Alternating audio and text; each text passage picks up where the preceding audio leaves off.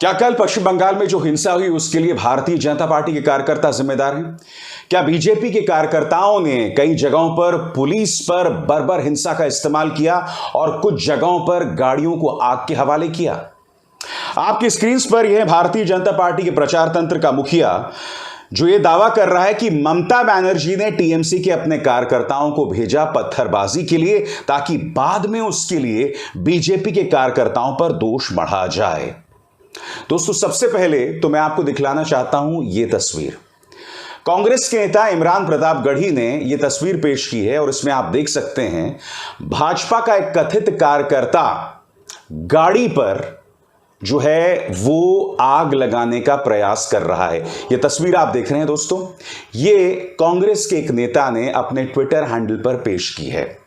बात यहां नहीं रुकती, अब मैं आपको वो सबूत दिखाना चाहूंगा जिसका भाजपा के पास कोई जवाब नहीं है। प्रिंट की पत्रकार हैं श्रेयसी दे, वो अंबानी के न्यूज चैनल का एक प्रमाण जो है वापस अमित मालवीय के चेहरे पर मार रहे हैं। वो क्या कह रही है मैं आपको पढ़ के सुनाना चाहता हूं।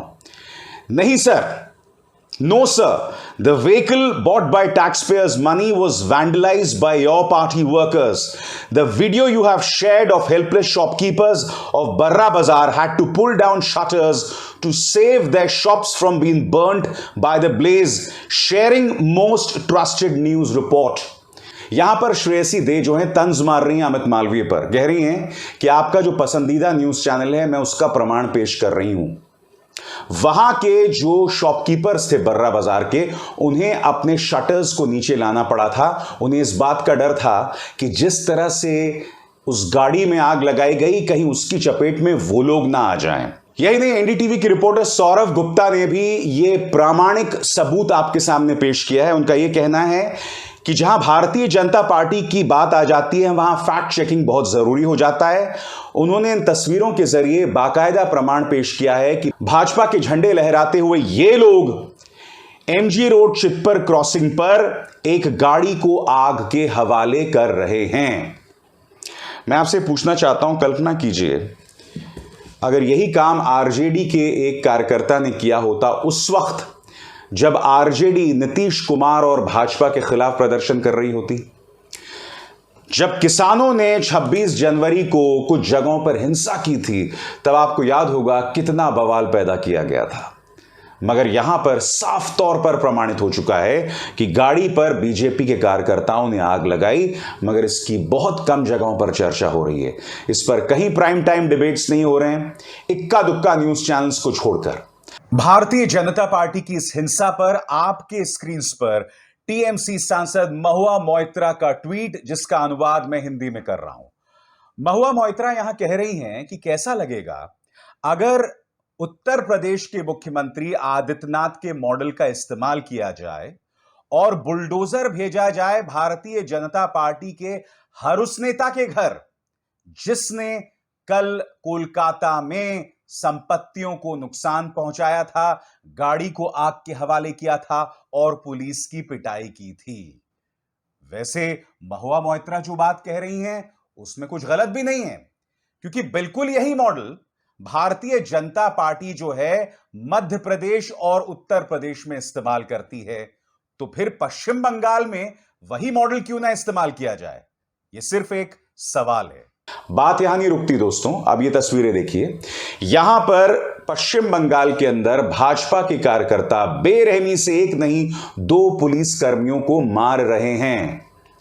मैं इन दोनों घटनाओं की दोस्तों आपको पूरी तस्वीर नहीं दिखा रहा हूं, मैं आग लगाते हुए तस्वीर नहीं दिखा रहा हूं, क्योंकि मैं नहीं चाहता हूं कि मेरे इस मंच पर किसी भी तरीके से हिंसा को बढ़ावा दिया जाए। इसलिए मैं आपको बहुत ही आंशिक, बहुत ही सतही तस्वीरें दिखा रहा हूं।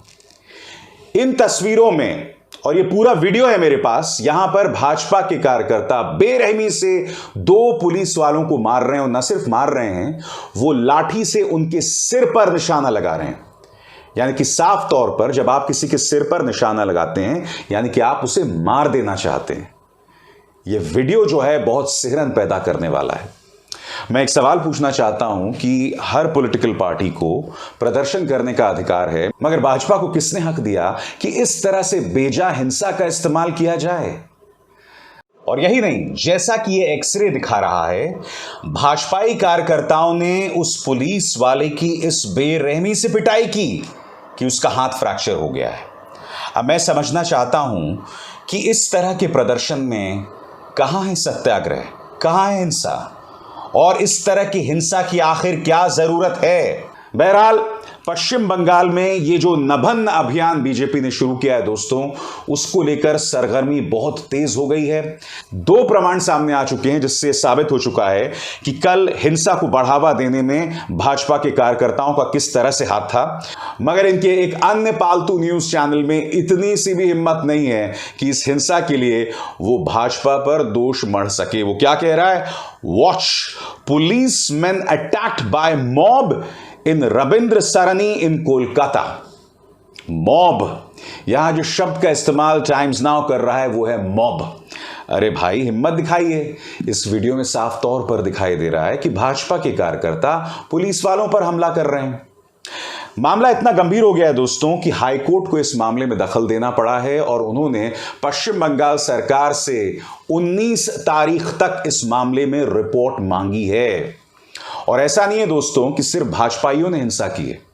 भाजपा के कई कार्यकर्ताओं और नेताओं ने भी यह दावा किया है कि उनके साथ पुलिस ने ज्यादती की है। मसलन नेशनल कमीशन ऑफ विमेन ने कोलकाता पुलिस और ममता बनर्जी सरकार को जो है कारण बताओ नोटिस जारी किया है।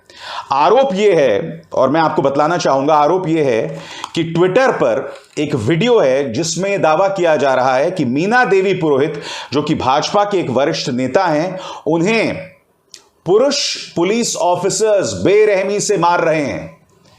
इसकी कड़े से कड़े शब्दों में आलोचना की जानी चाहिए। सबसे पहले, पुलिस को कोई अधिकार नहीं है कि वो इस तरह की हिंसा करे, नंबर 1। नंबर 2, आखिर पुलिसकर्मी कैसे एक भाजपा की नेत्री पर हाथ उठा सकते हैं? ये सरासर गलत है दोस्तों। आपकी स्क्रीन पर यह भाजपा के प्रवक्ता समीक भट्टाचार्य ये दावा कर रहे हैं कि पुलिस के साथ जो संघर्ष हुआ उसमें 363 भाजपा के कार्यकर्ता जो हैं उन्हें चोटें आई हैं, जिनमें से 35 लोगों को अस्पताल में भर्ती कराया गया और 3 की हालत गंभीर है। और मैं फिर अपने उस सवाल पर जाना चाहता हूं कि जब आप प्रदर्शन कर रहे हैं तो हिंसा करने की क्या जरूरत है? और जब यही हिंसा दूसरे लोग करते हैं तब ये न्यूज चैनल्स लगातार 5-5, 6-6 घंटे उस पर डिबेट करते हैं। कल भाजपाइयों ने जिस तरह की हिंसा कोलकाता में की, जो साफ तौर पर दिखाई दे रही है, उसके प्रमाण मैंने आपके सामने पेश किए। इस पर कोई चर्चा नहीं की जा रही है दोस्तों। भाजपा को बिल्कुल भी कटघरे में नहीं खड़ा किया जा रहा है। न्यूज चैनल्स अगर रिपोर्ट कर भी रहे हैं तो भाजपा को पर इसका दोष नहीं मढ़ रहे हैं। वो लोग मॉब शब्द का इस्तेमाल कर रहे हैं। मैं उम्मीद करता हूं कि लोकतंत्र के अंदर अपनी बात शांति से भी कही जा सकती है। आपको 2 मिसाल देना चाहूंगा। राहुल गांधी जिस तरह से भारत जोड़ो यात्रा निकाल रहे हैं, कहीं पर कोई हिंसा नहीं है। बीजेपी उससे इस कदर बौखला गई है कि वो उनके खिलाफ झूठ का इस्तेमाल कर रही है। उसी तरह से अरविंद केजरीवाल जिस तरह से गुजरात के अंदर अपनी राजनीति कर रहे हैं, यहां पर भी किसी तरह की कोई हिंसा का इस्तेमाल नहीं है। हां, यह दावा किया जा रहा है कि जो ऑटो वाला जिसके घर में जाके उन्होंने खाना खाया था, वो कथित तौर पर आम आदमी पार्टी का कार्यकर्ता है। यह दावा कोई और नहीं, भाजपा कर रही है। इसकी जांच होनी चाहिए। मगर ये दोनों राजनीतिक घटनाएं साबित कर रही हैं कि जब आप अपनी बात रखते हैं तो हिंसा करने की कतई जरूरत नहीं है। अभियान चलाइए, मगर अभियान में कुछ लक्ष्मण रेखाएं होती हैं, उन लक्ष्मण रेखाओं को पार मत कीजिए। अभिसार शर्मा को दीजिए इजाजत। नमस्कार।